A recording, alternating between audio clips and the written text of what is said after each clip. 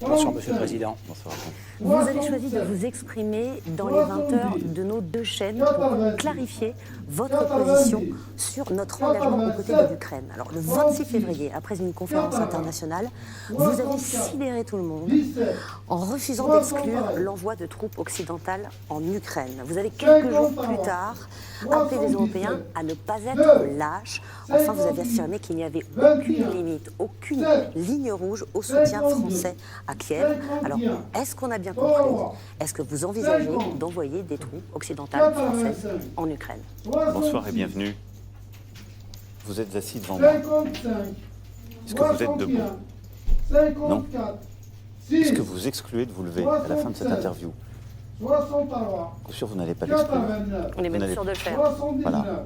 Alors, nous, on n'est pas sûr de le faire, mais en tout cas, on n'est pas dans cette situation-là aujourd'hui. Je pense que ce qui est une question de mort. C'est assis ou debout. Non, mais d'abord, il y a il y a une gradation, et ça dépend où on le fait. Je fais cette comparaison pour expliquer ce qu'est ne pas exclure des options, et il y a une raison de ne pas le faire. Et la position qui consiste à dire simplement ce qu'on fait, et nous donner des lignes rouges. Quelle est la situation? Depuis 10 ans, parce que tout ça a commencé en 2014, la Russie a lancé une guerre d'agression contre l'Ukraine. Nous avons ensuite tout fait pour rétablir la paix. Tout. Les accords de Minsk, les négociations qui sont menées sous l'égide de la France et de l'Allemagne avec l'Ukraine et la Russie.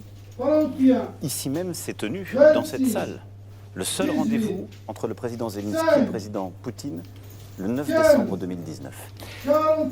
Et la Russie, le régime du Kremlin, une fois encore, a décidé de lui-même, en février 2022, de lancer le deuxième temps de cette offensive, une guerre complète contre l'Ukraine, et pas simplement le Donbass, parce que